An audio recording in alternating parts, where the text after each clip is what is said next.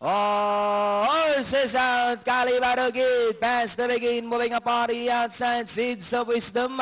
No, he's racing in third, and followed by Pasenciosa, Chief Josan in fourth.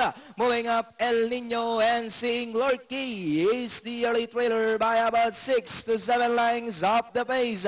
Calibaro Kid, the leader by about 3 for Valenca. No, now moving up to take second, Pasenciosa, drives back in third.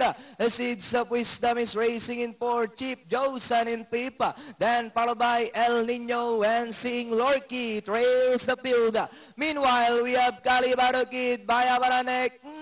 No, moving a party outside, Pasenciosa is running by Drell. The Seeds of Wisdom, Chief Josan is by Drell Porta. Then followed by El Nino and Sing Lorky. We have Calibaro Kid. No, now takes the leader. No, by about 3 for Valenca. Running by Drell is Calibaro Kid. Chief Josan in third, Seeds of Wisdom, Pasenciosa, Sing Lorky, and El Nino. As they come down at the last 200. No, now rides away by about 4 lengths. Chief Josan moving a party outside to take second.